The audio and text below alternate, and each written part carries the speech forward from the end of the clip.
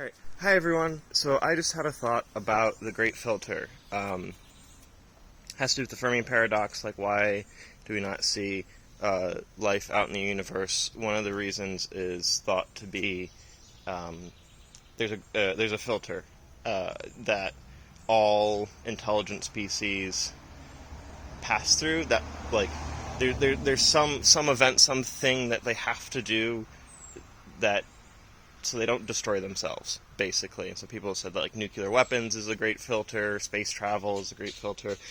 Climate change right now is probably one of the most topical. Like if you can't learn to live in in harmony with your environment, you're gonna the system will go out of whack and you'll destroy yourself. And so that's the filter. And so I think all of these are right, and all of them are wrong. There's a thing that links all of this together, right? Nuclear weapons, climate change, space travel, whatever you want to say the filter is. What links all these together is us. It's the humans. It's the intelligent species. It's our psychology. We know that humans will react to the best of their capabilities to the given surroundings. We also know that you can increase an individual's capabilities by giving them resources, by giving them knowledge, by giving them social support. So,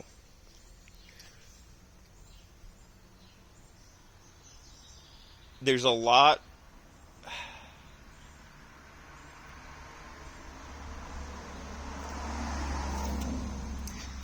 of people out there who think violence is good for various reasons, right? There's various justifications for why we have wars and interpersonal violence and all that.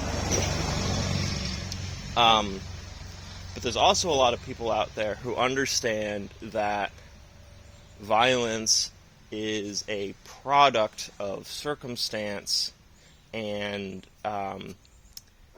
it's kind of like a safety valve, or not. It's a release valve for an unstable system to return to equilibrium, or it can also be used the other way to destabilize an equilibrium. So violence can go both ways. It depends on what party in the system is committing the violence. If it is a higher power party, then its violence serves to destabilize the system. If it's a lower power party, it serves to return it to equilibrium, because all the energy levels, in a sense, the power levels, in a sense, for each party in the system should be relatively equal.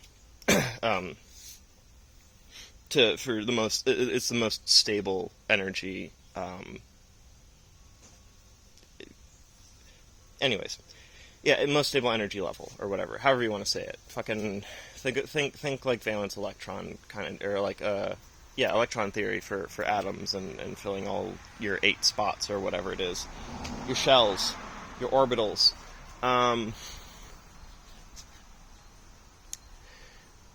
Now,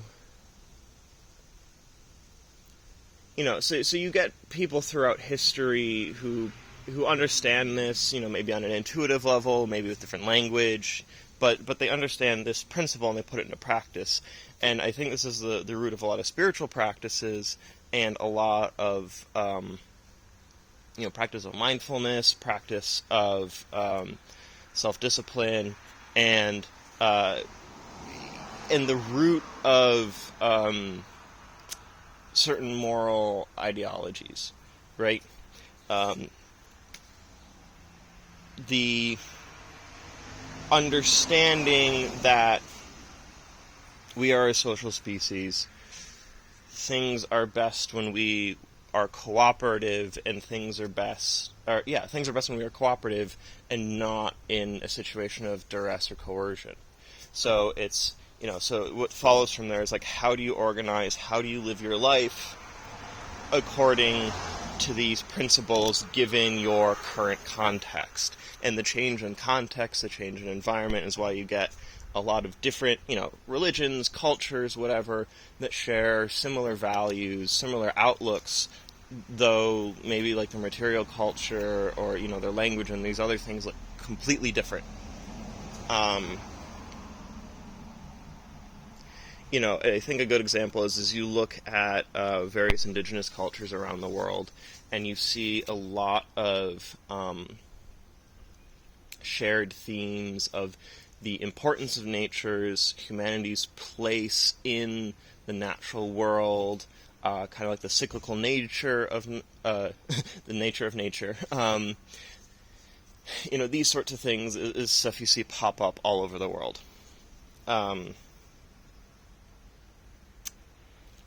And so it's not the tools, it's not the technologies, it's not the ideas that are the filter, or even, I don't think it's even necessarily a natural event, unless it's just so statistically likely. No, not even then, because we develop control over natural events, and this is part of the problem, or part of this question. Is that we have to learn to do that responsibly, in a way we maintain equilibrium so that we don't destroy ourselves or the world around us, which we depend on. And that's the filter. And, so people talk about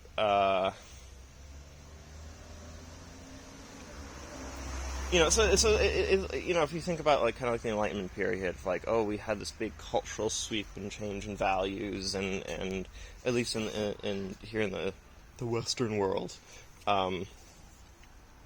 Europe, basically, white people be like, but this, again, like I said, a lot of people already live this way. But we need to build systems that promote this, basically, and that's how you pass the filter. It's like we are our places in the stars, but we can't get there by destroying the Earth. You can't destroy your launch pad. You have nothing to push off against, right? Fucking SpaceX knows what I'm talking about, right, guys? Yeah, it doesn't go well. So it is, I think, many people. In fact, there's no numbers on this out there, but I would say most people, I think, understand this. It's just the way power consolidation works and how it sets up isolated cultures. You end up with the people. You end up giving unequal influence to the people who aren't doing this, basically, who aren't doing, who aren't participating in these positive systems, and then that's how you get the world we're in right now. Yeah, so it's just people talk about culture war and whatnot, and it's this is the culture wars between the exploitative and the regenerative, and the sustainable, the harmonious, however you want to frame it. Yeah, and that's the filter. That's I think that any culture that is so dependent on violence to function, as we've seen, you need constant expansion to feed that machine, or it collapses in on itself. And insofar, we'll hit technological limits. We'll hit sociological limits. Before infinite growth.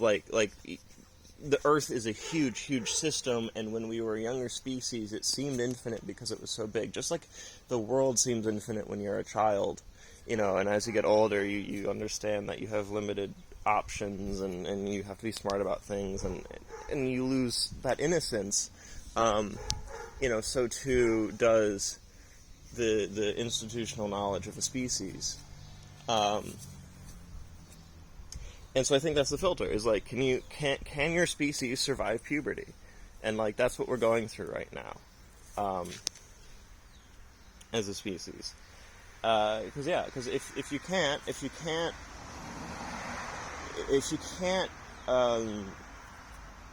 learn balance, you will spin yourself apart. And so that's it. Like that's our answer. That's our answer. That's our answer to the Fermi paradox, to the Great Filter, to whatever. I hope you found that interesting. Learned something. Thought about something. Share it in the comments. Like, share, subscribe, do the YouTube things. I don't know. We want to talk about this with people. We think it's a cool idea. Let us know what you think. Anyways, bye.